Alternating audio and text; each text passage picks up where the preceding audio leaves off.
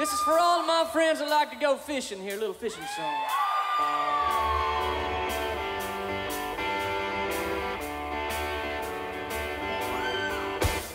What's going on, folks? Hey, I think one of them beers out of the Hunter there, Pods.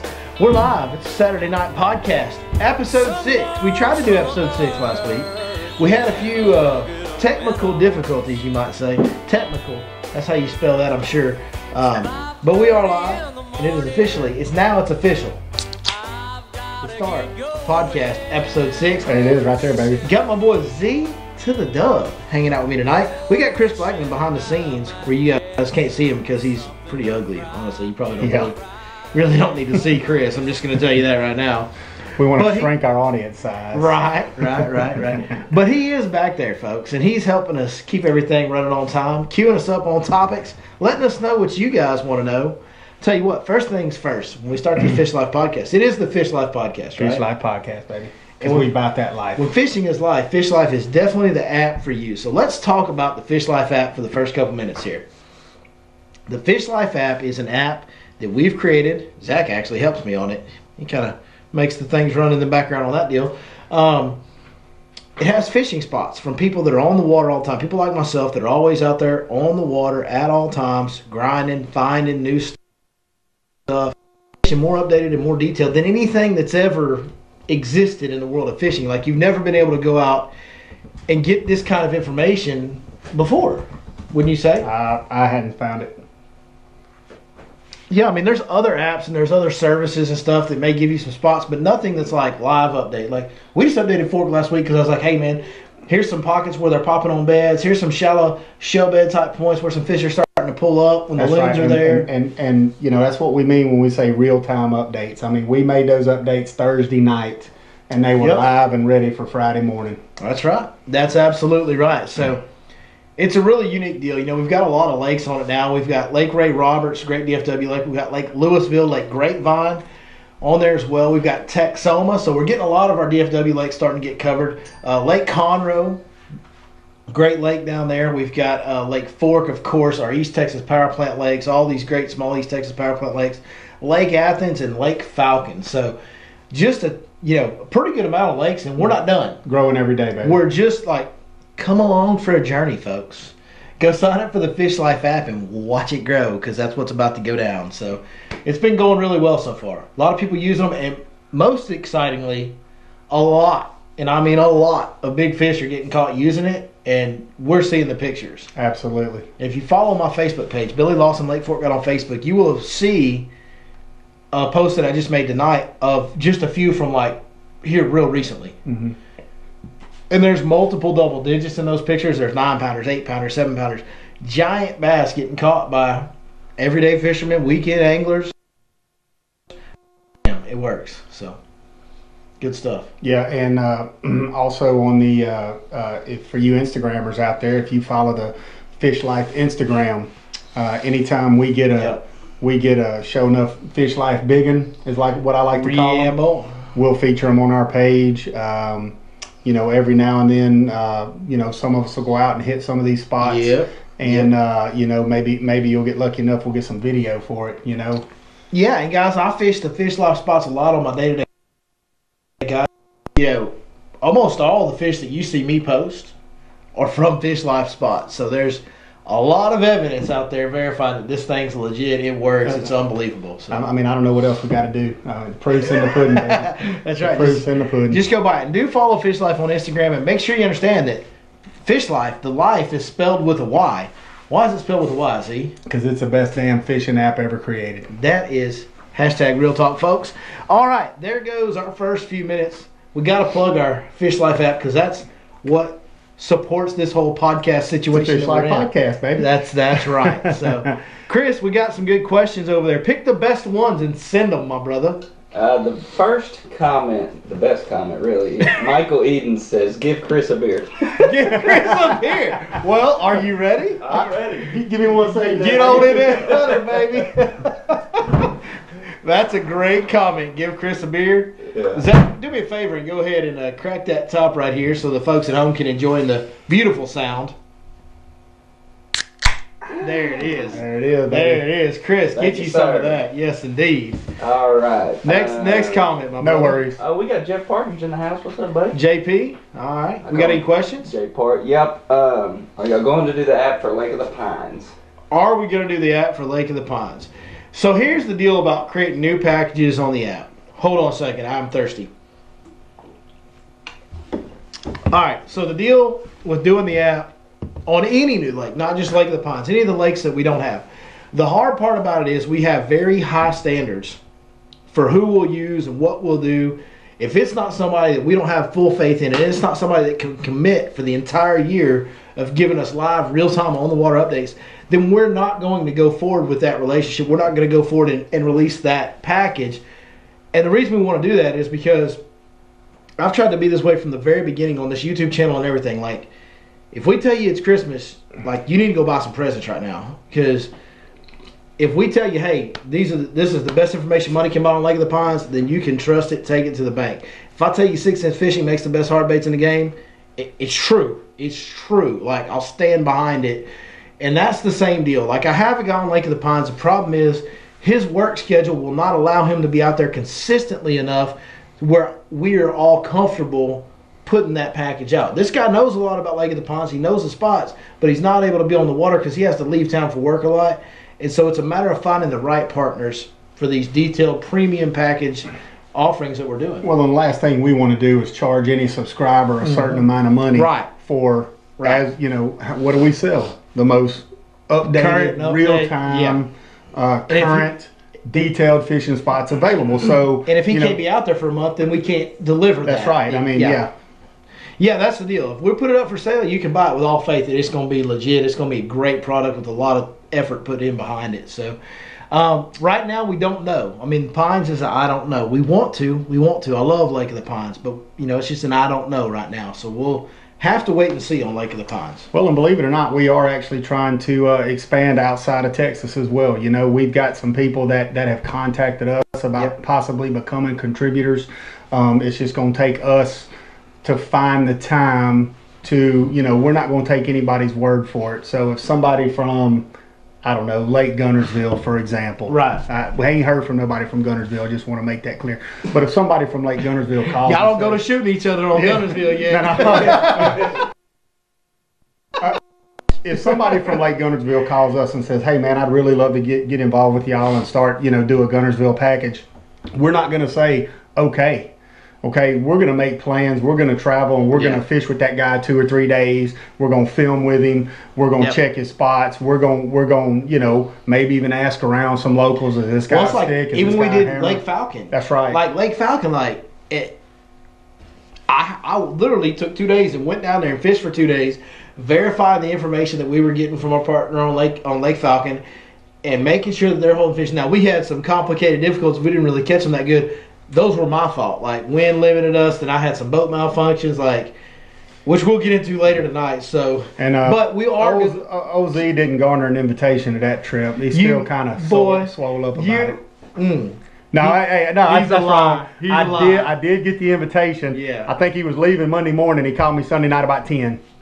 And there was my invitation. That's kind of how the process of my planning went. Like, that's when I made the decision to go. So, yep, that is true. But yep, that's the deal. We're going to make sure that we're giving you good products. So we're going to continue to expand it, but it's not going to be necessarily at a rapid rate on these premium high-end packages like we're doing right here, where it's really detailed information for full-time guys. Those just take time to build. You know, if it's going to be really good, it's going to take some time. So. Well, and you know, you got to understand too, we're prideful to a fault. Okay, we take pride in this Fish Life app. It's kind of like our baby. So you know, we want to make sure that it is. I mean, we're building this as the best damn fishing app on the market. Well, that's exactly what we want to deliver. You know, we're going to take pride in what we deliver to you guys on these subscription packages. This is true. And guys, if y'all want to be a part of the show this evening, if you guys would like to participate, we'll be on this until about 7:15, 7:20 on the live portion. After that, feel free to call in or text in anytime, but call in between 7:15 and 9 p.m.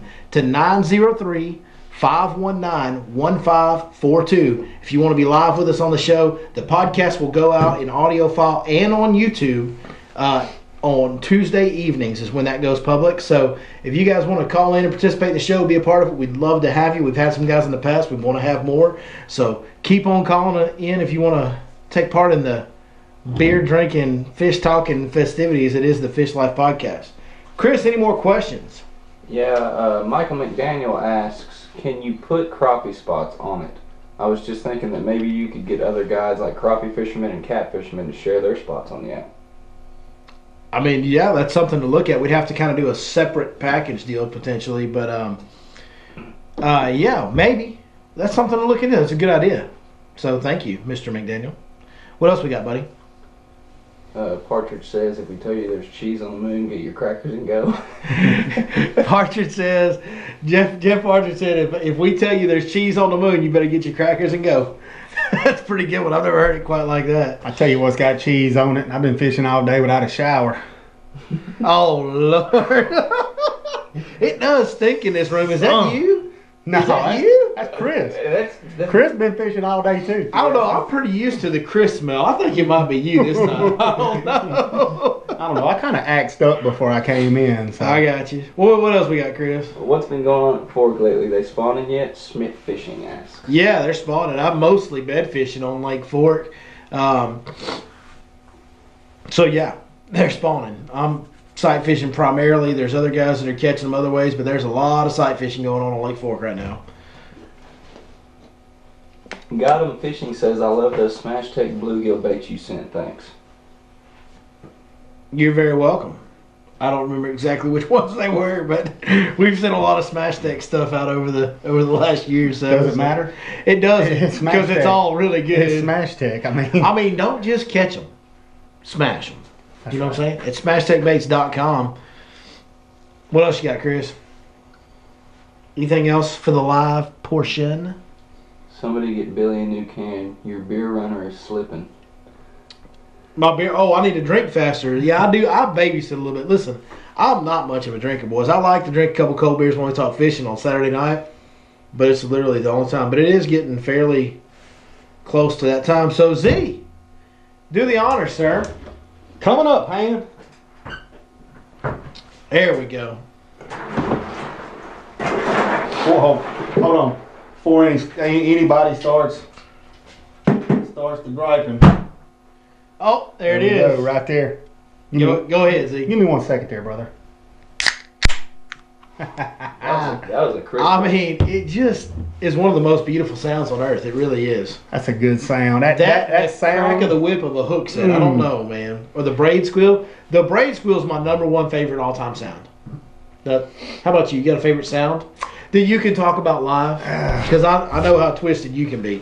So give me a favorite sound that you can actually discuss on live. My YouTube favorite with us. sound is when you got a, 10, 12 mile-an-hour wind at your back and you setting the hook into it. Man, the crack of the whip. Yeah, that I thought he was going to say when somebody backlashes just throw it in the wind because he hears that a lot. I'm just saying.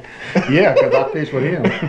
You like that? You like that more than you like the braid scream in grass? I like the braid. He doesn't fish with braid a lot. I don't throw a lot of braid. Wacky worm for this That, fishing. that braid scream is the That truth. braid squeal and that matted vegetation, that.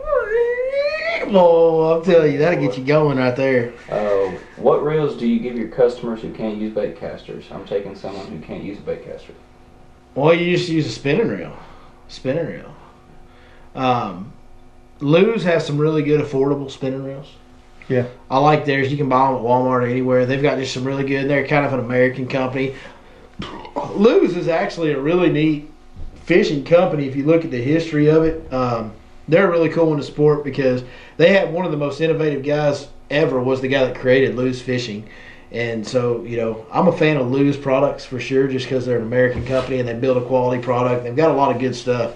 But yeah, I mean, you just got to give them a spinning rod. If they can't use a bait caster, you don't really have a choice. You can either teach them or give them a spinning rod.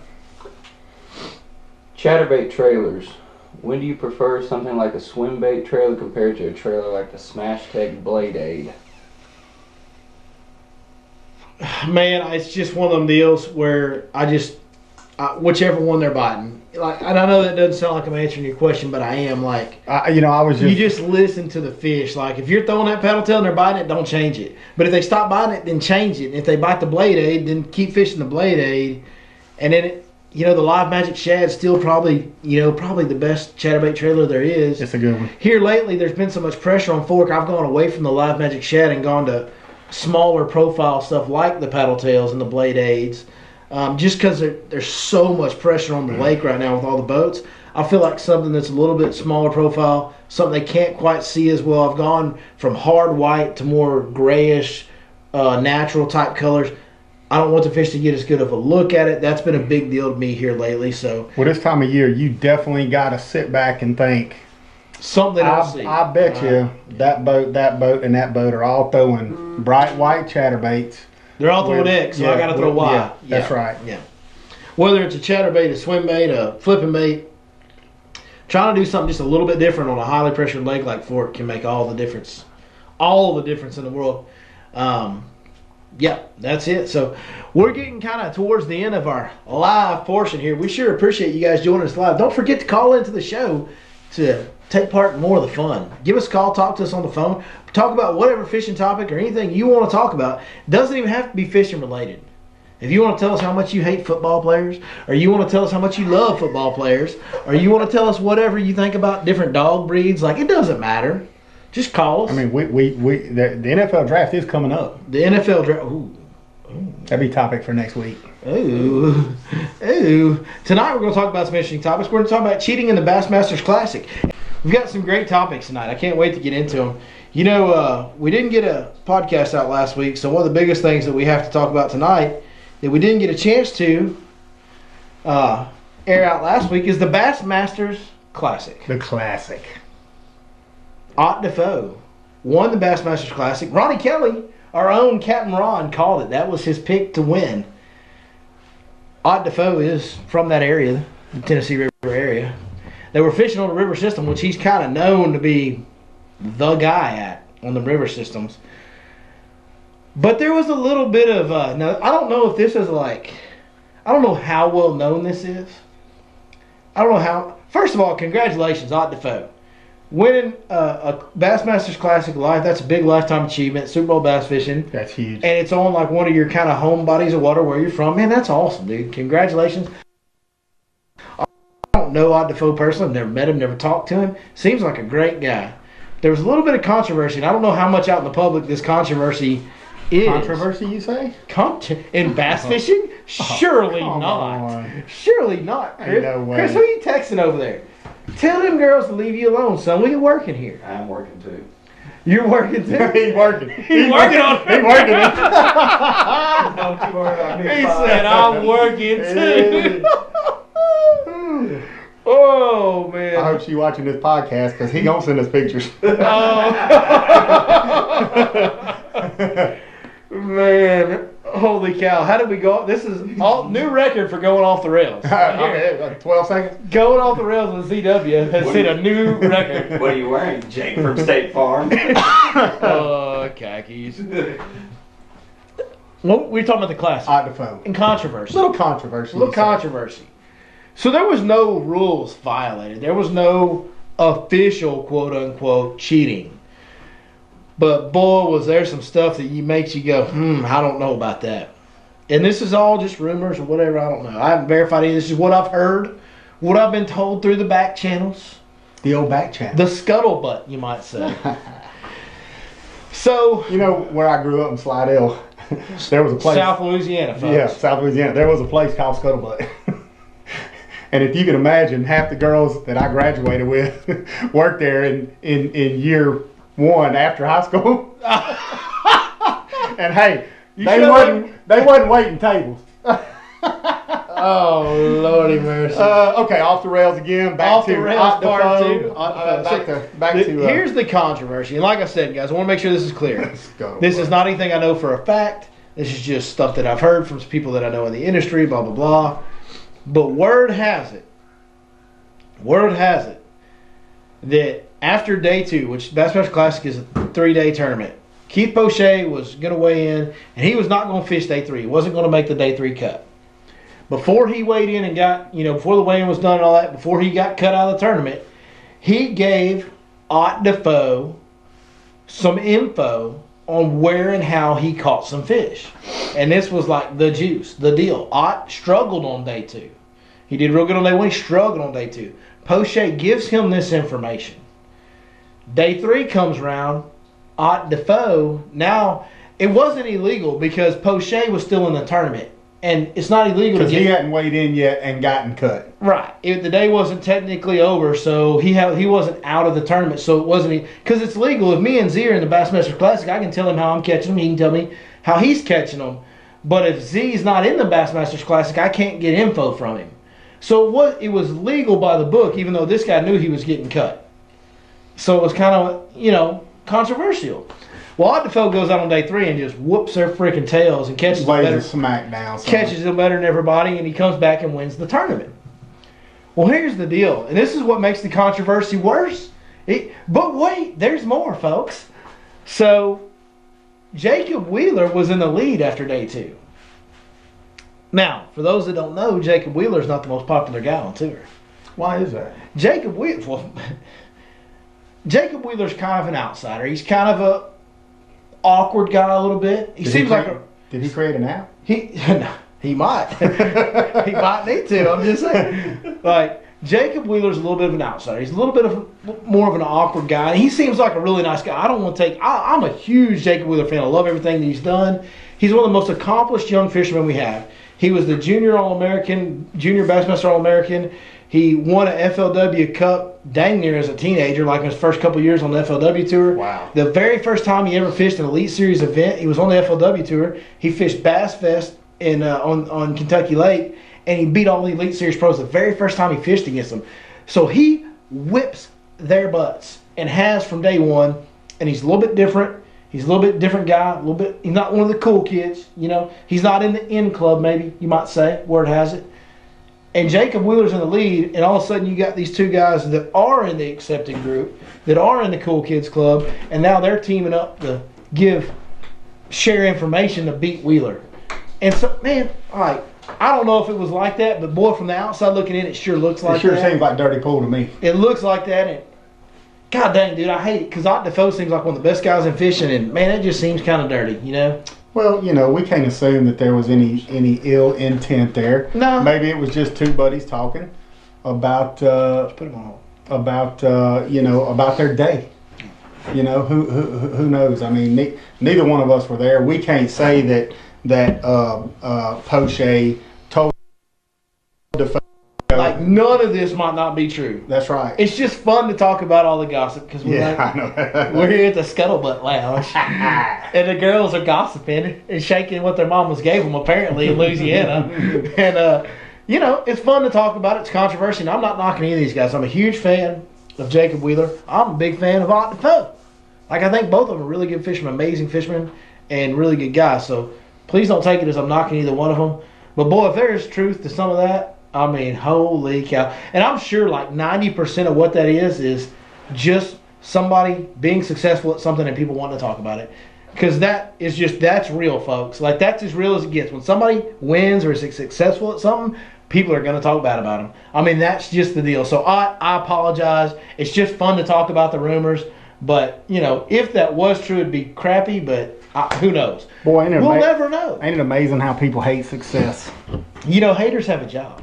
Hey, it is their job to hate on success. I mean, if you got 12 haters right now, and if you're successful, you should let them do their job. If you got 12 haters by now, you better figure out how to get to 25 before the summer get here. Constantly trying Quote from old Cat Williams. I'm always trying to figure out how to grow my haters, and so far I've been really good at it. So, all right, let's see what we got. We got a caller coming in.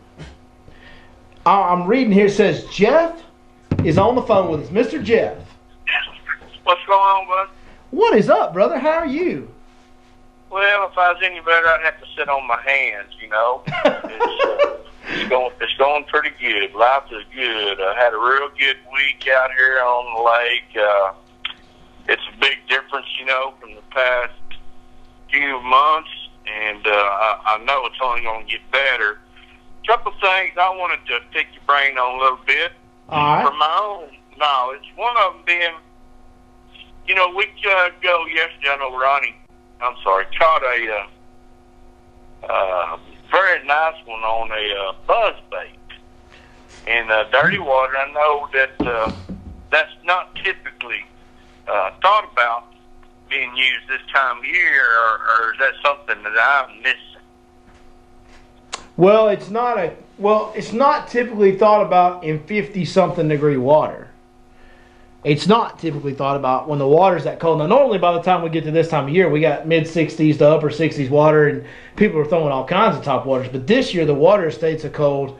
Yeah, I mean, it is kind of a top secret deal, or whatever you want to call it. But in years past, throwing a buzzbait in February or even January, Chris Blackman actually witnessed this years ago with me. We were fishing, and we were on a big warming trend and kind of having a hard time catching them. And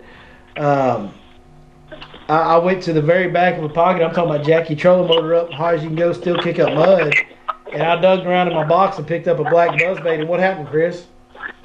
He got slammed by about 7. Yeah, I went to whooping on. I'm talking about I caught all of them back there, bud, and they were all big. And so there's a little bit of that bite when the water starts warming, even when it's still, the water temp may be 58 or 55 or whatever. But when that water starts trending warm in the spring and the fish start getting real shallow, that black buzzbait is kind of a hush-hush deal that happens every year. Yeah, and I probably should have added with the water temperature being part of the equation. That's right. Because it's late March, but as far as the fishing goes, it's more like late February, early March. You know? So, okay, yeah, exactly. And then along those same lines, I'm reading some stuff and seeing some stuff and hearing some stuff about frogs. So typically, I don't even pick up frog till late April. But I heard tell that frogs is getting bit. I know not of what you speak. I've been sworn to secrecy on that. Here's the deal. It's a respect thing. So it's another guy that was on a bite before I was, and so I am on that bite too, but I cannot talk about it really, but yes. Okay. Like, I'm not going to go into detail on it because it's somebody else's deal, and they're kind of wanting to keep it on the down low, but it does exist. Okay. Yes. Well, that tells me at least I'm reading in the right area then. Let me put it that way. How about that? That's right. All I will verify is that if you look at the deck of my boat, there are 2 frogs tied on. And 4, alrighty. Okay, then the next part of my call-in is, okay, I know it, sometime in April last year, I believe it was, the shad spawn started up, and so how much longer do you think we have before we're going to start seeing that? Well, last year the shad spawn started in almost early or mid-April. Okay. Like, when I say started, I mean like really started, where it was a dependable everyday pattern. It was kind of like mid-April. But the deal was we were way ahead on water temps last year from where we are now. So unless we get some extremely hot weather, extremely warm nights, the shad spawn's probably not going to start till later in April, maybe early May, which is kind of more along the normal lines. Like, that's normally when it does get going real good. And I'm not saying, look, that you might find some isolated shad spawning here in the next couple of weeks, but I'm talking about where they're spawning across the lake in a major way. You can go to running shallow points all morning and whacking them. Like, when that deal becomes a real substantial pattern, that will probably be more towards the end of April this year, unless we get some really extremely warm weather, since we've had so much extremely cold weather. And there again, that is the part of the technique, the style that I'm referring to, where you can depend on going out there and hitting them for the first hour and a half of every day, and really making making moves, if you will, something to call home about on the fish you're catching. And well, you've seen that. We've been in the boat together for one of those mornings where we had some shad spawning on the point. Yeah. And you were in the boat with me, and we pulled up there, and we just went to immediately whacking on them first thing in the morning. I remember that. I mean, it was like, within 3 minutes of fishing, it was pretty awesome. So. Well, all right, brother. Well, you be safe in your travels, and we will get back with you as soon as you get back, man. All right, bud. Sounds good. Y'all take care. All right, bud. Later. Well, man, that was a great call by old Jeffy Pooh. Oh, JP himself. Mr. Jeff Partridge, man. Good dude right there. J Part? J Part, that's his new name. That's his new J Part. J Part. Is that just what we're going to do? We're just going to take the first initial and part of the last name? Like you're Z-Wa? No. I'm B-Law? That's Z-Dub. So we got Z-Dub. So, okay, that's an even shorter part of the last name. We don't even say the full first letter for you. I tell you, that's the kind of respect I get around here. So we got Z-Dub. We got... Black. C Black? Just black. No, just black. Just black. That's just black. Ain't no C in it. Just black. Ain't no C in it. I'm B-Law. What do we call it? Ronnie Kelly's captain, so that's totally different. Just, I guess. I think R. Kelly fits perfectly. R. for Kelly. that I mean, he is kind of famous for his peeing style. I will say that. For those that don't know, Captain Ron will take a pee off the deck of the boat and be like pants around the ankles, hips thrusted forward peeing. And he does it like I do it at the Rangers games. When I gotta go pee. The Rangers game. Dude, you've never seen a group of men get more uncomfortable Oh, than Lord. when you drop your drawers my around your ankles in a line of 30 of them. Great. In a public restroom at the 100%. Rangers game, you put your 100%. pants around your ankles. It's just a Wednesday. Yeah. Oh God, folks! We can't even stay on the rails. Off the rails number 3, and old B-Law has Jesus fully realized that once again I really need to work on my list of friends, folks. Holy cow! What just happened? He's about to start talking about on the water. About on the water malfunctions. That was our next got topic. the drawers dropped at a damn urinal at the Rangers game. I mean, I could picture black. You can't even say it. I could picture black skinny ass up there. I can picture this. Oh my God! I mean, if that was me, then I'm waiting on a stall. Hell with it. Man, I am crying. I'm like literally in like big full-on tears. Look, this asshole been finna pull up a picture. of it. No, listen. A buddy of mine took a picture of me in college in the locker room. Have mercy. Hey, Black, we'll get to that during the commercial break. So. During a commercial break. Fish Life brought to you by 6 Cents Fishing for the best hard baits in the game. The best. Don't just catch them, smash them, folks, at SmashTechBaits.com. Well, you ran out of time for your picture. We can't see it. On with the podcast on the water malfunctions. Have you ever had some on the water malfunctions? I had one last weekend. Talk to me. You know, last weekend when the wind was blowing 75 miles an hour. So this can be fishing gear. This can be boat. This can be truck. Just talk to us about breakdowns of any kind. Go. All right. So last weekend out on Fort, wind was blowing about 75 miles an hour. 3 or 4 foot rollers coming up and down the lake. 75 miles an hour, huh? It felt like it. Yeah. Well, yeah. I didn't realize. Okay, so first of all, I'm coming out of a pocket and I'm hauling down the lake. Right. And I got Keaton with me, and he is absolutely scared of freaking. Special K. Special K. Yeah. He is absolutely scared to death to be in a boat if it ain't a flat calm. I mean, and literally my props coming out of the water every other wave. He's just not used to. Not used to it. Right. No, It's not his comfort zone. He's a pond fisherman. You know. I mean, there's only so much you can do with them kind of hands. Right. Well, we start hauling butt down the lake, and I try to play with my trim to try to, level the boat off and get it to where I can, ride as smooth as possible. And I noticed my tilt and trim ain't working. So I said, what the heck? So like an idiot, okay, I backed off, all right? I made sure there was nobody behind me coming up. Nobody was around. I backed off on it, came off plane, and we sitting here doing like this, because the waves are coming from behind. We headed south, and it was a north wind last week. When you say doing like this, what we do? People that can't see us. Oh, so you got big rollers behind you. I got big rollers. Yeah, rocking. The boat is rocking, and so I crawl under and start looking at fuses, wondering what the hell's going on. So I cut the motor off. All right. Well, that was the biggest mistake I could have made, because when I tried to turn the key back on, I had absolutely no power going to. So I'm sitting out there on Fort, and why did you have no power? I'm finna get to that. Okay, we're getting to that. Okay, I'm sorry. So you know how signal can be somewhat spotty out on the old Goat Lake. Every once in a while, some certain areas, yeah. Right. So I was in one of those areas where I had, a third of one bar. Right.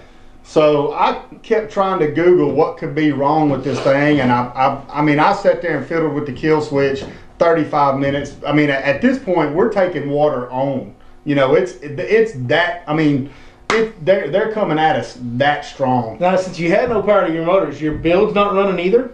No. I had power everywhere except the ignition and in the throttle control unit, which is where the tilt and trim. So your build was good. Yeah, everything, all that was good. All right. So I go to Googling, and it just so happened, thank God, the very first Google that I clicked on said check your fuse under your God darn it, cowling. All right, pull your cowling off, right, and then check your fuse at your starter. Okay. Well, B-Law, old ZW ain't mechanical. Neither one of us. Oh, some bitches. Neither one of us. We're not really inclined mechanically. Like, I pay nautical mile good money. Exactly. So they can fix my shit. So after that, I had to Google a diagram of the motor just to find where the starter was. All right. Yeah. So I would too. So I popped that cowling off and just so happened to grab the right fuse junction and pop the top off, and the 20 amp fuse is blown. And I said, what the hell? Well, I call old dependable Mr. Rich. And I say, hey, I'm stranded. Who is your father? That's my dad. I said, hey man, I'm out here stranded. He's the Chancellor Palpatine of the evil empire that is the Watts clan. He is, son. So Hashtag facts. So I tell him I'm stranded just south of the 2946 bridge. Yeah. All right. So I'm just about at the Birch Hump in the boat road. All right. That's where I'm at. Public hump. Yep. That's right. Wind blowing out of north, 27 miles an hour. I turn the boat and put it on high and go straight to the bank, that 2946 road. Right. He goes and buys a handful of fuses. Now, he don't live 30, 40 minutes from the lake, so it took me that long to troll over to the road because the wind was so strong. Trolling motor kept coming out of the water. That's how much I was rocking, right, even with my big butt up on the front deck. So he throws me the pack of fuses. I put the fuse in, cranks right back up. I start idling out, back out to the boat road, try to do tilt and trim, blew that damn fuse again. I went, okay, now what? So I go to Google it again, and it turns out what it said is the reason why it kept blowing is one of two things. Your gauge meter in your dash, it tells you how much volts you got on your battery, right? Either one of them connections are loose or you got a short somewhere in that boat between there and there. All right. Well, I finally got it cranked back up. I didn't touch tilt and trim. I just went all the way back to the lake, taking water over the front, because I can't trim the can't trim up. I can't do it all. So we're like this, just spearing wave after wave. And you know my temper. I put this sun gun on the trailer and I'm ready to go to the house. And I popped that gauge out and noticed one of my connections was loose. Yeah. Tighten that connection back up. Tilt, trim, crank, tilt, trim, crank, tilt, trim, crank. Did it about 27 times. Surprised I didn't blow my damn motor up, dry cranking it. And then went on fishing, but that was it. So you went back out fishing after all that? I went back out fishing after all that. I mean, when fishing is life. When fishing is life, baby. So if that happens to you, check the connections on the back of your gauge in your dash. May save you. That was a long flight to get to that destination, I can tell you that. It's like a really simple destination, but Hashtag land the plane. Land the plane, see? Well, I got some too. I've got a laundry list of on the water malfunctions. One of my favorite ones is long time ago, before there was even an idea of Billy Lawson Lake Fork Guide, when I was just Billy Lawson, the redneck that sold beer and fished a lot. I had a 17-foot Well, it was technically 16 foot 11 inches, but I proudly claimed all 17 feet. You know what I'm saying? Yes, sir. You got to round up. All right. You got to round up. 17 foot 93 model Pro Gator bass boat glass. Is this the Lake Martin story? Martin Lake. That's another one we can go into, but no. Okay. No, that's another one we can get into, but no, this is a different one. This boat gave me, I mean, it was all kind of, it was trouble. It was an old boat. I mean, it's just an old boat. That's the way they are. So here's the deal, though. This is the deal. The deal is I get out there, and when I say I'm catching them, buddy, I'm talking about I'm catching them. You working on them? It's November. I done found me a school set up on a main lake point, and the lake. This is back when the lake was real low. On board. Like 2011, probably, when lake was at its lowest. And I done found me a school, and I'm catching fish. Sometimes every cast for 4 or 5 casts in a row. Sometimes I may take a 5 or 10 minute break between bites before I get another bite. But I'm literally out there just whacking fish after fish, and they're all between like 2.5 to 3 pounds to like 8 pounds. Like I'm just. But this is still the best fishing day of my life. Well, I had a trolling motor bracket that gave me troubles, and I didn't have no money. I was broke, young family and all that. Well, I'd kind of gone down there to the Home Depot, you know, and got me some wing nuts and some washers, and kind of manually reached up, detached everything and reached up under there and manually screwed these wing nuts in best I could to hold this trolling motor in place. Well, the wind's blowing, of course, and I'm getting rocked, and this trolling motor bracket just bust. And just broke. The bracket broke, or it busted out of the like the bracket. What I had, the wing nuts and all that coming loose or broke or whatever. Yeah. And I don't remember exactly how it malfunctioned, but I know the bracket just started going like this and was like flopping around. Every time. Like the bracket was barely hanging on to the boat, like by a thread. So luckily I was pretty close to the ramp I had launched at. And I mean, for those that know Lake Fork, I had launched at the 154 public ramp, and I was at Taylor Branch Point. Oh, yeah. Off the side slope that's real steep on the side with the 2 big trees, like right out off that side of that deal. Found a big school fish. So anyway, so I somehow jerry-rigged the trolling motor back into the boat, like it's barely hanging on.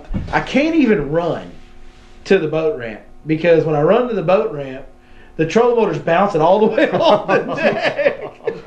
The whole bracket and everything's coming up off the deck. So I immediately put it back down off plane, and I high idle over there. And even high idling, you can see the thing rocking, you know. Well, just knowing it's going to go in the water.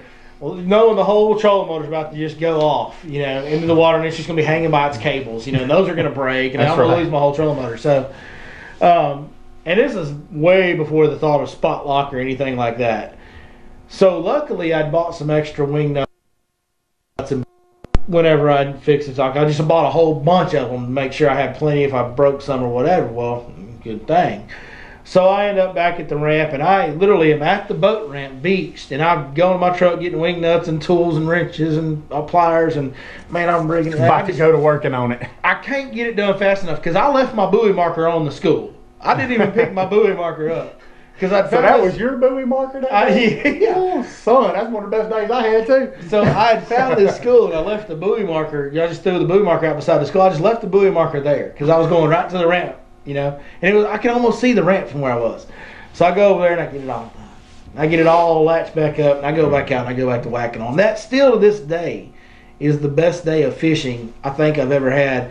And I didn't, you know, there was no thoughts of recording anything or anything like that, you know. Shit, I don't even think GoPro was around back then. GoPro may not have been around, but I wasn't doing anything, man. I was just out there fishing and whacking them and having a good time.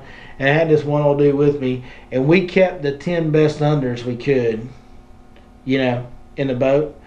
And the 10 best unders we had, weighed like 23 or 24 pounds. Wow. That's how many fish we were catching. Like, we caught so many fish that we had like 2.5 pounds. And those were the smallest fish we were catching. Like, most of the fish we were catching were slot fish. It was just an unbelievable day. But total breakdown, I mean, it was just, like a monkey molesting a football out there with me and that trolling motor. When it started coming undone and I didn't want to leave, you know what I mean? That's usually when it happens, though. Chris, I know you've got I've got it. Well, have we told the story about you dragging the boat back? Yeah, that was last time I was here. Yeah, okay, On so we won't Palestine. tell that one again. Oh, I got another one that's pretty good too, and it involves a trolling motor and a night tournament. Talk to me, Goose. So I was fishing with a friend of mine back in the day at Lake Palestine night tournament. I live on Lake Palestine, and so it was convenient. Well, for whatever reason, we weren't using my boat this day. And we're in my buddy's boat, we're in a small area fishing frogs. And we fished this one spot, and we're going to move about... What the hell? Like, if you're going to burp in the mic, make it a man's burp. Jeez. Can't have nice things. Like, my wife can burp better than that. That was See? almost a dry heave. So we're moving to a spot from where we just got done fishing, maybe 200 yards. And so my buddy tells me, hey, jump in the driver's seat, crank it up, get us over to that other spot where you were catching them. Okay. So I go jump in the driver's seat, and I'm not looking. And he just comes and sits down. I'm not saying it was his fault or my fault. We just kind of shared it. He left the trolling motor down. I crank it and I go. I put it on pad. With the trolling motor down? This trolling motor goes whoop. Right, ripped it off? Ripped it off. Ripped it off the boat. And we're standing in Kickapoo Creek. Did it rip the cable and everything? Cables and everything. The trolling motor's gone. Trolling motor gone. Wow, that's pretty good. And so, needless to say, in June, in Kickapoo Creek, where there's alligators everywhere, by the way, we jumped out of the boat and found the trolling motor. Y'all found it? We did. You Wow. found it? We did. Wow. That's a pretty good boat malfunction. I've got another one. Z was here. We'll go ahead and talk about the one you referenced earlier over at Martin Creek. Oh yeah, tournament. That time, might have been maybe. 2011, 2012. A while back. It was 12 or 13 at best. At best. So we've got a tournament on Martin Creek. Z's fishing it with his son. I'm fishing it solo. It was a team tournament. I was fishing solo. And because, I mean, nobody likes me. You know? Yeah. I know. Nobody really likes me. Nobody want to fish with me. So anyway. I would fish with you, Billy. Yeah, I didn't even. This is so No, long. this This is is before I before, even yeah. knew you. So long ago. Anyway, so we head out that morning, and I have pre-fished on Martin Creek, and I've got some good fish. But I'm talking about, like, in pre-fishing, I'm averaging between 25 and 30 pounds. Like, yeah, I'm whacking them. Well, we head out that morning, and I ease over there into Panther Creek to the mouth of it. You know, go under the bridge right there. Back when you could go under the bridge, you can't even go under it last time I was there. But back then, I idled under Panther Creek Bridge and right there at the State Park ramp. And as soon as I got on the bridge, whatever got past that point, I put it on plane to run back there. And I put it on plane, and I hear this loud pop, and my whole boat starts vibrating. And I'm like, what the heck? So I just blew something in my motor. I don't know what it is, lower unit, power head, whatever. So I ease down, and as I'm idling, the motor sounds kind of normal. I'm still going. So I put it back on plane. It starts vibrating real bad. Well, what it was, I've literally cracked in half one of the gears in my lower unit, but it was still held in place, but there was a crack all the way through one part of it. And so there was just a lot of vibration in my lower unit. So I blew up my lower unit, basically, Yeah. essentially. Even though it was still functioning, it was blown. Right. So I get off that, or I idled back to the back of Panther Creek, and I just started fishing. And now, I had some fish back there in the back of Panther Creek. That was one of my spots, but I had some other fish that I was catching some big fish at all the way up the lake. And Martin Creek's a pretty big lake. Like, it's Yeah. by far the biggest power plant like we got. And so, I couldn't get to my fish for this tournament. And the funny thing was, I stayed back there, trolling motor only. and All day. I still caught like 16 or 17 pounds, and I think I got a check in that tournament. I think, didn't I, Z? I think I did. But Z comes in, and at the end of the day, him and Dylan are fishing around the ramp right in the last few minutes, and they see me just trolling up on my trolling. We're like, what the hell you doing, man? What you doing, man? I'm just trolling down the middle of the lake on my trolling. We're like, what are you doing? I'm like, well, blew my motor up. They're like, oh, really? But yep, blew my lower unit out, heading out the morning of the tournament. That was good times. Yeah. Those were good When you times. talk about how to ruin a day quickly. Speaking of on the water malfunctions, has anybody ever been stranded on the water? Well, Like stuck, you couldn't get in?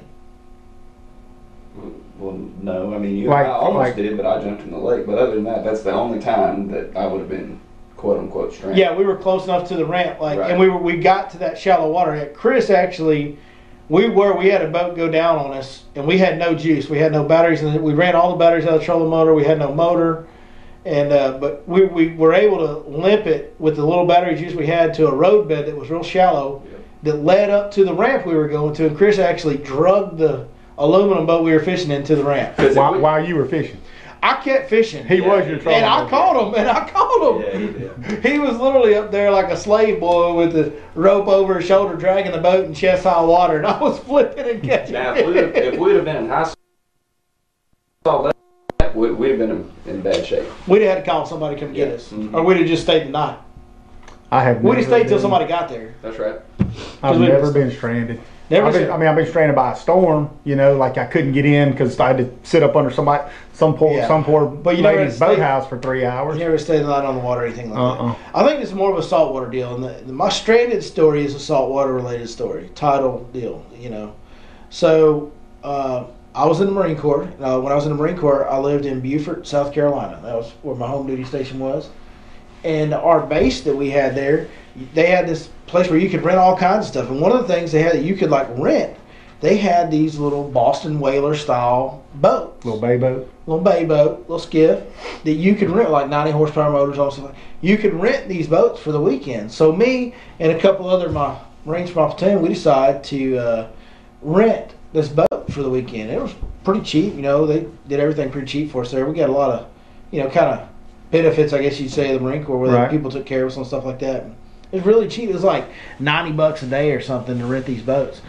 And so me and I think it was Ben DeLapp and Brian, not Brian Baker. What was this kid's? I can't even remember this guy's name. God dang it. That last name was Baker, and everybody in the Marine Corps was last name. But we had two Bakers. We had a Brian Baker and another Baker. I can't remember this kid's first name. Anyway, we all rent a boat. And my wife loves to fish. Mm-hmm. And back then, she loved to drink. And so we were all going out drinking beer, fishing, having a good time. So 4 of y'all in this skiff. 4 of us in this little skiff. But it's no big deal. We're just fishing cut bait on these reef points. We were in the Broad River Inlet. Like, the Atlantic Ocean was just a couple miles up. We were just a mile or two inside the Broad River, fishing these little reefs and stuff that came out. And it's all marshland there. And you know this, being from South Louisiana. Like, these marshlands have these little canals and stuff. It can be very confusing if you don't know.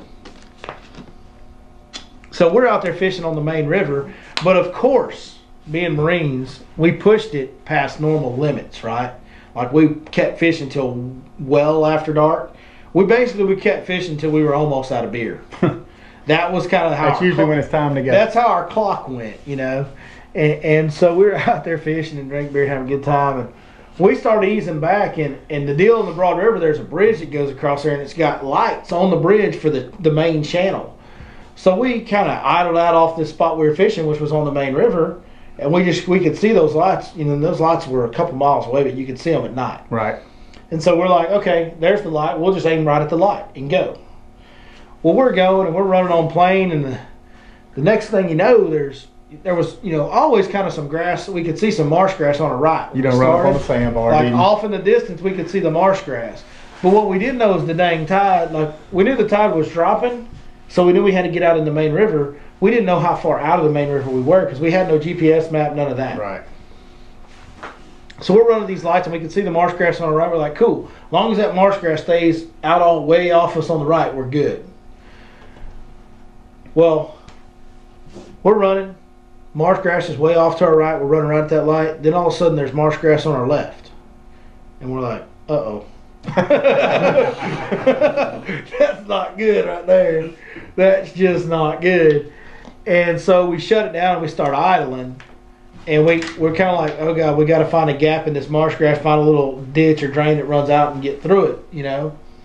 So we're trying to find, and the whole time the water's dropping out from under us. And like, when we shut down, we didn't realize at the time we idled for a while, but eventually I stuck the paddle over and checked, and we're in like this much water. Like, when I say this much, I'm talking about like a foot and a half of water, and I'm like, this ain't good. If we got about 30 minutes to get out of here, we're going to be stuck with this tide dropping, hour at best. Well, we didn't. The tide dropped out from under us. We're stuck in a swamp, in the marsh, salt marsh, full of gators, full of everything bad you can imagine, snakes and all that, and not much beer left, nothing to eat. and we had to stay the night, wait for the tide. They didn't come looking for you? Nobody knew where we were. Nobody came looking for us on duty for the whole weekend. But yeah, we ended up having to stay the night in that salt marsh with sand fleas tearing our butts up. It was miserable. But yeah, we survived. We stayed the night. The tide came back in right as kind of the sun was coming up, and we could kind of see our way back out of there, back the way we came. But yeah, I spent the night in the salt marsh in South Carolina one time. Nice. Not nice. Not nice. Chris says not nice. No, it wasn't bad. We were already, feeling pretty good with the amount of beer we drank, and we drank the rest of it, I guarantee you that. And then everybody just kind of got sleepy and fell asleep in the boat, and we woke up and it was daylight. It really wasn't all that bad. Those were some tight sleeping quarters, though, in about a 17, 18-foot skiff with 4 people. It was. Oh, and we had like sharks that we had caught that we were keeping, like 4-foot sharks that were in the boat. And boy, they got to stinking. Oh, yeah. They got to stinking real bad. And we still ate them, and we didn't die. So that was kind of a. But did you die? Yeah. You know what the hardest part about business is, Becky? Minding your own. That's right. You know what? I'm going to skip over there. Let's go to fishing injuries. We're talking about all the bad parts of fishing tonight. Isn't that funny? It's funny. Sure. Fishing injuries. You have any fishing injuries? Will you hunter me, by the way? Oh, Z. Reaching that hunter. Get Chris a beer. Yes. Yeah. I was trying to think. I was thinking, I've never had any fishing injuries. Well, hell yeah, I have. I had one today. You had one today? Line burn today. Dang, you got cut by the line. Oh, here, let me see that real quick. You got it. Pause. Yes, sir. Yeah, that was when I was de-hooking my state record. Your state record carp you caught today? So, Chris, you got basically the line actually dug in and cut your thumb right on the knuckle. Those suck. That's going to be there for a while. And it's going to hurt a lot more tomorrow and the next day than it does right now. It's going to burn. Yeah, it's going to burn. Man, I got a good fishing injury. Talk to me about a fishing injury. Well, I guess I'm 11 or 12 years old. And back then, we didn't have any boat or nothing like that. So, if you was a kid in the summertime, you went to neighborhood ponds and, this and that. So me and some buddies of mine went down to some neighborhood ponds, and I had a rogue, a little stick bait tied on. Old floating rogue, old jerk bait. That's yeah, right. man. I still fish those. Oh yeah. Yeah, they're I mean, that's still a good bait. Anyway, so I swing this thing out there, and I'm working it back, and I get hung on a little lily pad that was in the pond. So I, gave it a little this, and then, the old ZW temper, I gave it one of those, and that sucker come flying back. I mean, it was like it was in slow motion.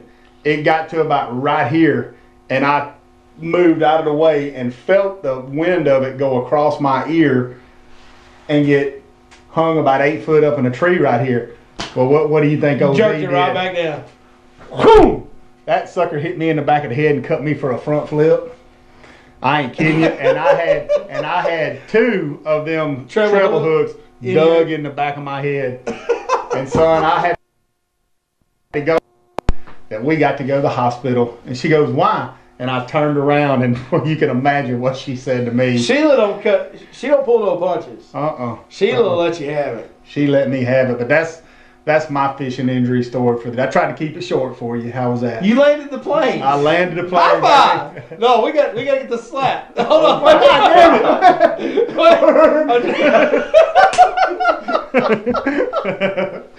I was trying to set up the high five. Z just had a little premature excitement on me there. It's like prom night all over again. I don't know what to do with my hands. Car ran real good. Yeah. You can just put them down at your side. I'll be fine, Ricky. Chris, you got any? Well, you had one today. You have any other fishing injuries? I stepped on a treble hook a couple years ago. Stepped on the treble hook. Yeah. Got it embedded in your. So most of these are hook related. I did the braid trick though and got it out myself. Yeah. Because I didn't want to stop fishing. It was only 9 o'clock. Yeah, go ahead. I do got another fishing injury. Come on. It didn't happen to me. It happened to somebody I was fishing with. Okay. We will call this person.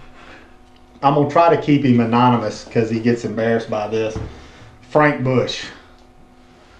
That's what we'll call him. We'll call him Papa Frank. I know. We're talking about Daddy Frank. All right.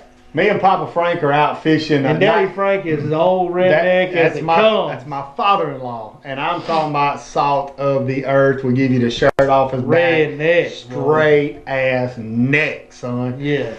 Me and him are night fishing on Claiborne one night. And, boy, we are wearing them out on Fire Tiger crankbaits.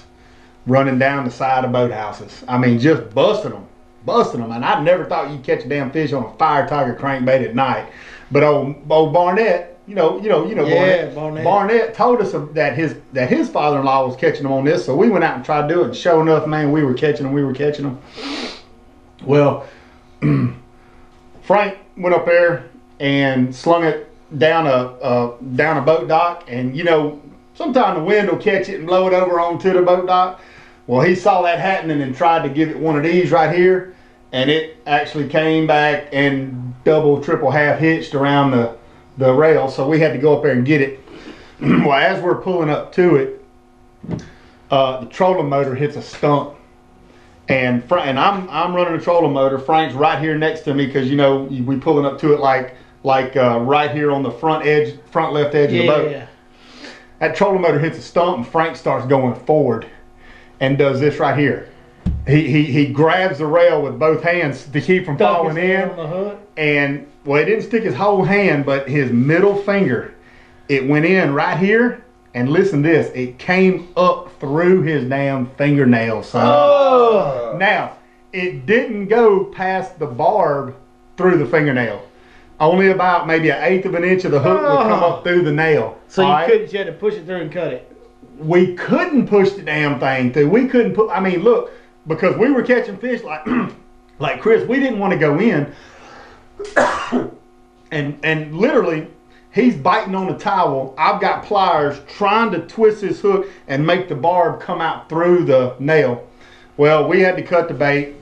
We tied the boat up to the boathouse, to our boathouse where we launched. Got in the truck, went to the emergency room. They actually had to drill a bigger hole in his. I mean, they deadened it all up. They gave him 16 shots around his finger, deadened it up. They drilled a bigger hole in there where they could push it through, cut it, and pull it right back out. Yeah. And what does old Frank say? Let's go back to the lake. And we did. And we went to. Well, here's the good news, Daddy Frank. And there's good news and bad news here, Daddy Frank. Good news is your hooks are well sharpened. The bad news is they're in your finger. Yeah, speaking of that, I have something a little bit similar to that. Luckily, I didn't have it in a nail, but very similar story. Lake Fork years ago, first fish of the morning, catching on Cinco. The fish didn't all the way swallow it, but he had the hook like real deep, like in his little crunchers back there, right before he gets to his belly. And it was in there bad, and I couldn't get it. So I had to get some pliers on. So I'm holding the fish like this, and I've got the pliers. I'm lipping the fish. And when you lip a fish, if you take and pinch your thumb and your index finger together, that little meat in between your thumb and your index finger kind of pops up. That's right. Little soft meat right there. So I'm lipping the fish, and that little meat's popped up, and I'm holding it. And what I didn't realize is my rod had kind of fallen down into the butt of my rod had fallen down to the bottom of the boat, put tension on that line. So I get this hook out. It's hard to get this hook out. I'm trying to pop it out with these pliers, I got it. I'm trying to push it down and back it out. Well, I finally pop it out. What it does, it slips out of the pliers, turns, shoots up because by that time your pole's been over like this. My pole's got tension on it. It shoots up, and the hook goes into that soft meat between your thumb and your index finger, and just the barb was barely sticking out. Right? So just the point, the tip of the hook was barely sticking out. So the barb is now embedded in the middle of this soft meat between my thumb and my index finger, where there's a lot of veins and soft tissue and all that. So now I've got this hook in me. I let this fish go, and I've got this hook in me. I cut the line, and I'm trying to push, and it won't. It's just kind of stuck, right? So what I had to do, I actually had a knife in the boat.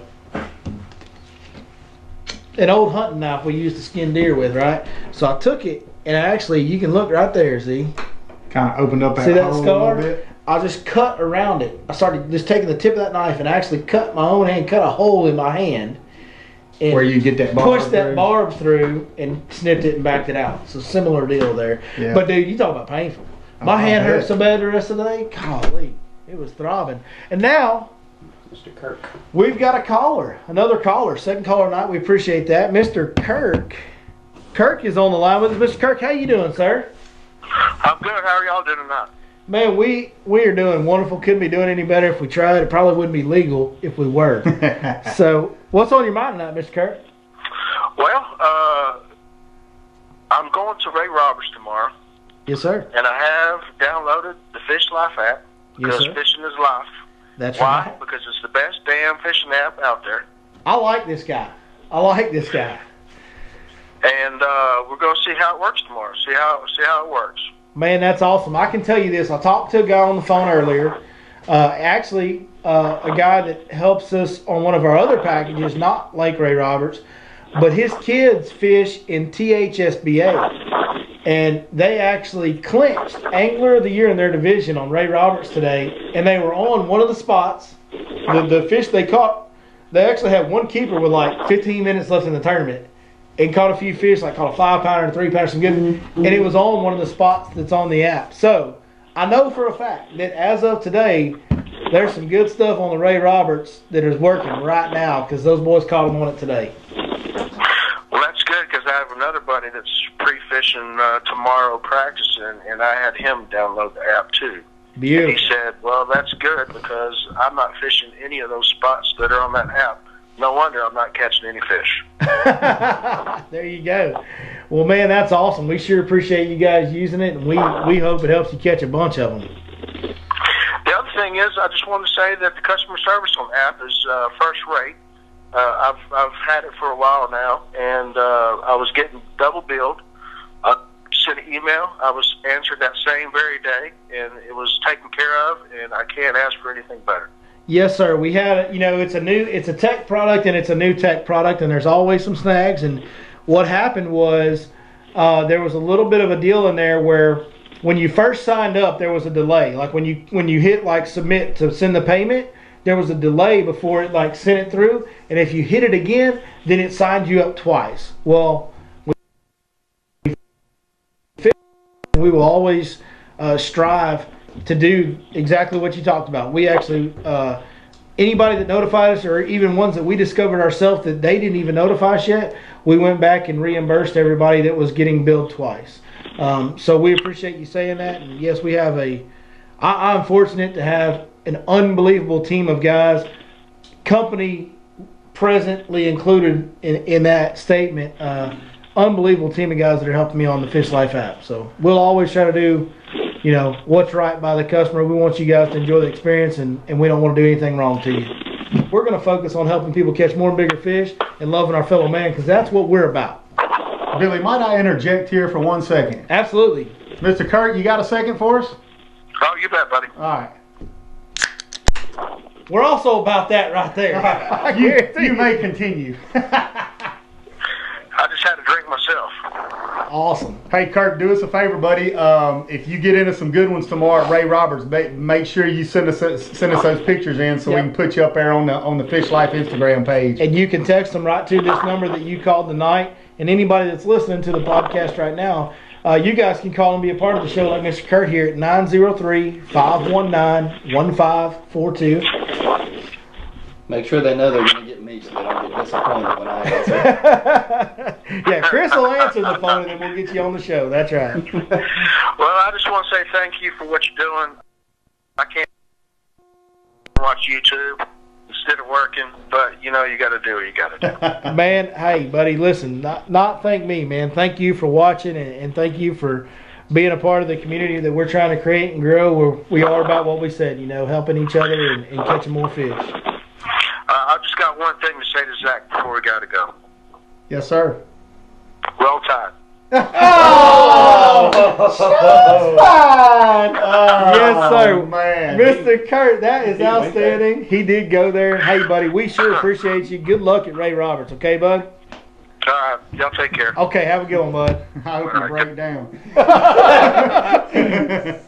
That was an outstanding phone That was call a right great there. phone call right there. Like Good job, Mr. Kirk. the whole I'm roll gonna give it time. to you though, because I mean we can't beat Bama. We can't. I mean Dabo's figured out how to do it, but you know we can't beat Bama. Don't give me this shit. We beat Bama one time. We did it though. One time. We beat Bama one time. Right. But okay, one time does not make a successful campaign. Off the rails with ZW number 4 of the night. Here we go. Let's go into college football for a brief moment, because I would like to discuss a football game of all football games that occurred this year between Texas A&M. Hello. Uh-oh. Yep. All right. No. No, y'all go ahead. I'll be right back. The Texas A&M. Zach just tried to bail on this conversation because he knows what's coming. The Texas A&M Aggies and some Bayou Bengals. The LSU That was a Tigers. hell of a ball game, son. Let me tell you something. If LSU's gonna lose a ball game, I'm okay with them losing that one because, I mean, That was a dog this is fight. what I don't understand, Wasn't man. it like 742 to It was- 743? I think it was 72-71 was the final. 74-72. 74-72. That's right, because y'all went for 2 and got it. And what was it at the end of regulation? It was like 24-24 or something like that. It was ridiculous. My deal with it was the 2-point conversions that kept happening. This is what I don't understand. Each team possessed the ball about 14 to 16 times in the 4 quarters, Yeah. and could only And scored score 3 or 4 points times. 3 or 4 times. Every time they touched the ball in overtime, they scored. Yeah. Touchdowns, not field goals. Touchdown, touchdown, touchdown, 2-point conversion, touchdown, touchdown, 2-point conversion. Good How Lord. many overtimes was it? Does anybody know? 7.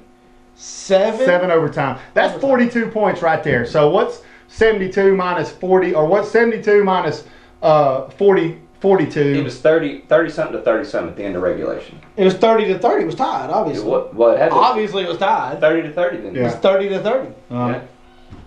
Yeah, if y'all say so, I don't know. Or something like that, 28 to 28 Yeah, or something whatever. I was halfway through one of them handles of Crown sitting around a fire at the deer camp. Well, you ain't kidding. I had to make a phone call and get some more beer brought to me. I know it. Good Lord. That was an unbelievable That was a awesome hell game. of a ball game. But you know what's son. funny? Y'all were And just for the record, whoa. Just for the record, LSU lost to A&M. the Texas A&M Aggies. Is that correct? I don't know about but The fighting Texas Aggies. The fighting Yeah. Texas Aggies. fighting Texas Aggies with boy cheerleaders. Well, your school lost to them, so go ahead. No. However if you want to really justify want to it. get into the discussion, we beat y'all in freaking regulation. We had a fumble recovery and here we go. an interception. Now, Here the we fumble go. recovery, okay, his knee was down before he fumbled. Do we need to bring the Saints But into that, it too? but I mean, that I guess the whole. interception was Yeah. a horrible call. I will, Well, let's to this talk- day, I give you credit. Y'all won. Y'all So did your let's job talk and about win. the Saints then, because let's just hear you make some more excuses. Go ahead. Tell us how the world's against the Saints too. I don't need to make an excuse. Everybody saw the NFC Championship game. I mean, that's just. The entire world is against all the teams from South Louisiana, folks. all You of heard it them, here son. first. Every Breaking one of them. news. They even done got LSU's basketball coach now for, I don't know, I don't watch basketball, but apparently he done offered somebody some money and it was on tape, and now they done fired his ass. Hit the bricks, Johnny. That's what I say. South Louisiana, the world's best food and best excuses, That's how all we in do it. one place. That's how we do it. Greatness. Greatness. Oh my goodness. What an awesome time these podcasts are. Let's talk about bringing it back in, reining it back in, go back to fishing a little bit here. Spring fishing apparel. I want to start with shoes, because shoes are something I get harassed about because I used to wear Crocs a lot. Now I wear flip-flops. I like flip-flops. But what do you guys, so foot apparel, what are you wearing in the springtime? When the water starts warming up, when the weather warms up? I'm wearing Crocs. Are we talking about? I mean, I go by temperature. Like, Do you wear flip-flops when it gets warm? yes, but if it's north of 50, yes. But you wear tennis shoes otherwise? Well, if I wear my rain gear, I wear tennis shoes. If I'm not wearing rain gear, it's flip flops. So you never have rain gear and flip-flops on? Mm-mm. I do. I have rain gear. I have rain gear and Crocs on, and like say I'm fishing a tournament and it's cold and I know it's gonna rain all day, I have rain gear and hunting boots on so my feet will stay dry. I've got some insulated waterproof boots that they're actually fishing insulated boots. They're not for hunting, but they are. I tell you what, man. Have You y'all got them outside of White Oak that day. have y'all seen? Have y'all? I mean, I like them. The new hook shoes.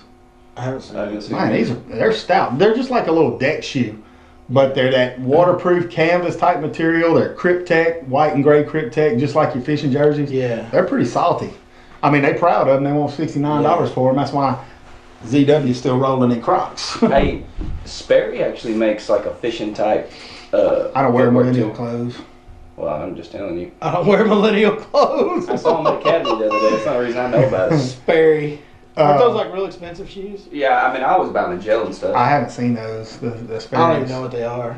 But Columbia makes a real nice fishing shoe now. Yes, I saw those too. And Hook. I mean, the Hook ones are salty. All right, so pants.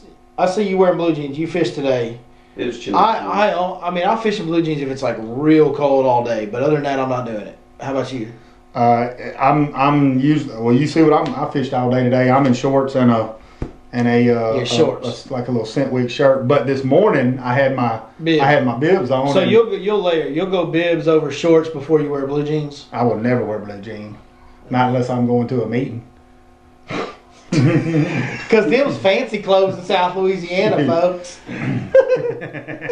Who called this dang meeting? Let me break out my blue I might jeans. wear some jeans if I'm gonna hit the club. There was literally just a shot of me in the background on camera fishing in blue jeans Yeah. while we're talking about it. I'm if I know it's gonna get warm that day, but it's cold that morning, about like it was today. It wasn't cold this morning, but it was cool with a little rain in the area. Bibs and shorts. Now, if it's a month ago, and I'm gonna fish, and But you wear like track pants and stuff. You don't ever wear. I've never seen you wear blue jeans. I don't. No, well, basically, I know I'm gonna have my bibs on the whole day when it's cold. Yeah. So I'll wear like some long handles. Long handles. See, that's weird because Long johns for Yeah. the rest of the world. Yeah, I knew what he was saying. I've said that before too. But no, like when I go duck hunting, I wear track pants under my waders. I won't wear blue jeans, but I'll do it fishing. I don't know. Track pant. What's a track pant? Like them You talking about thin pants that you wear, like gym pants. Oh, yeah. No. Yeah. Just fleece gym pants. And in shirts, here's the deal. Shirts, the deal is this. Like, and this is the deal for me, is the hooded, long sleeve, lightweight tees. Those are the deal for spring fishing. Especially, you got to have that hood. The reason you got the hood is sight fishing. Keeps the sun off your neck and your head and all that. That's great. But the sight fishing deal, you can pull it, because sight fishing, I don't care what kind of glasses you have. The ones that claim to cut out all the side glare, they fog up.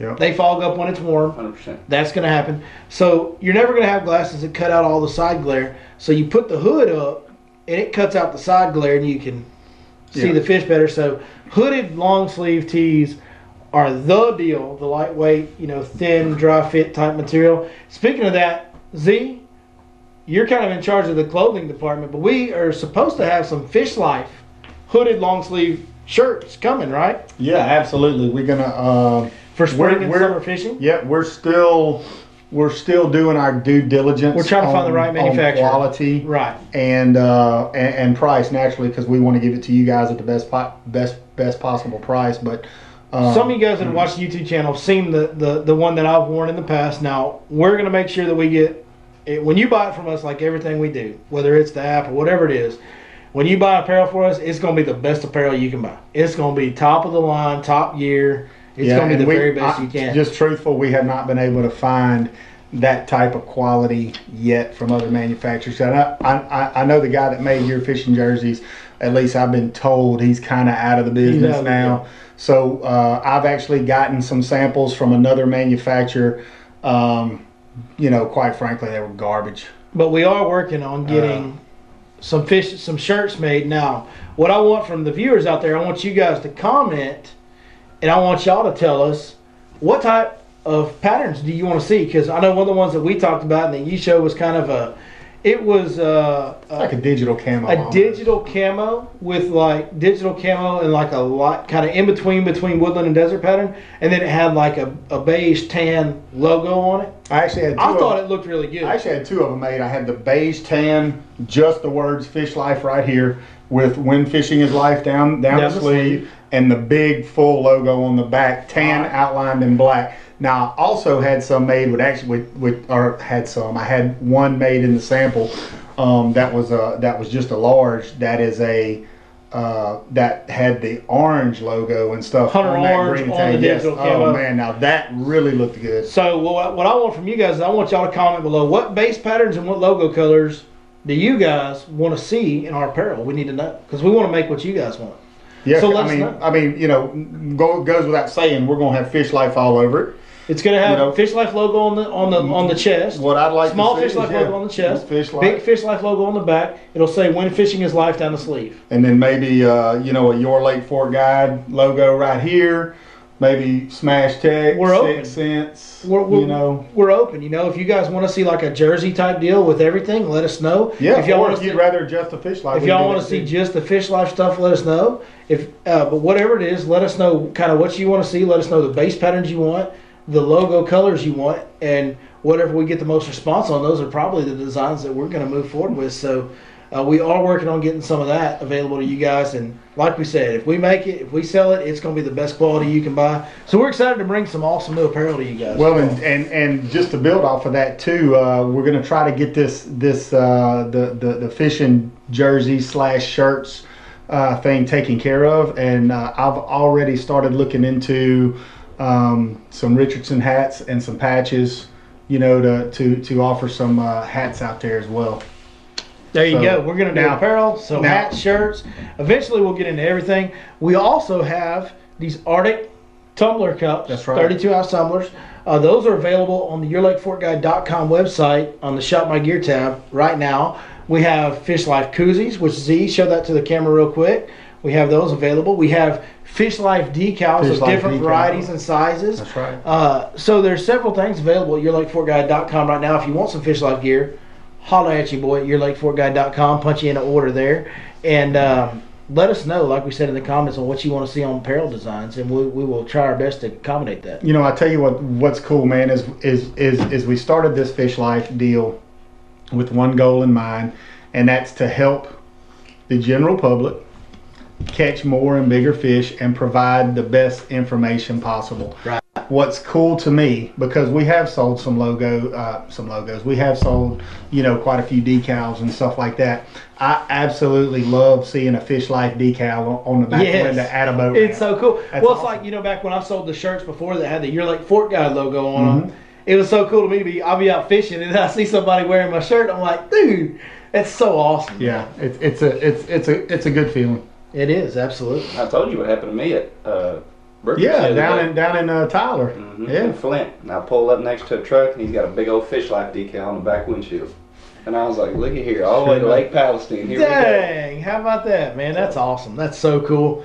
Well, man, Z, Chris, all the listeners, thank y'all so much for joining us tonight, man. We've had doing the As podcast usual. is always so much fun doing these. It's just some of my best friends come over here. Sometimes people I don't know that well come over here. And we sit here and we talk about fishing. We get viewers talking to us on the phone. I mean, it's just so much fun, man. So much fun. Want to make sure we thank all the people that make the machine tick for us from SmashTechBase.com. It's that swim bait time of year. It's soft plastic time of year. Make sure you get to SmashTechBase.com. We'll order them up, man. They do a great job for us. 6 Sense Fishing, of course. Best hard baits in the game. Jigs. Jigs are a big deal. Swim jigs. Flipping jigs for shallow flipping right now. All that hybrid jig And let me tell you something, boy. They make one hell of a shaky head. That old shaker Rig. boy. Shaky head. They make the best shaky head in the game. Oh, it's unbelievable. Like there ain't one better than that. The screw lock, the hook, the beefy hook they got, it's so good. When you go to 6centsfishing.com and you place an order, be sure you punch in the code Your Lake Fork Guide, get a 10% discount on all orders there. They've got some new rods coming in May as well. They've got some awesome apparel. We're all wearing their hats. They've got some great apparel available there as well. So check them out. Amphibia Eyewear. Dude, I literally make my living this time of year with Amphibia glasses because I can see them. I'm on the Amphibia program now. I'm part of their team, but I've been fishing these Amphibia glasses since a long time before I was on their pro staff, and it's because they're the best sight fishing glasses I've ever owned. I can see them better, and it pays the bills for me right now. And not only that, they hard to lose. Because they float. They float. Dude, I'm telling you, that's probably my favorite feature about them. That's the one right there in your hand, Chris. Chris is over there checking them out right now. He's like, Chris over there going, I need some of them. Billy, I don't know what happened to your glasses, bud. VWs are on the way. That's right. Amphibia Eye Gear, check those out as well.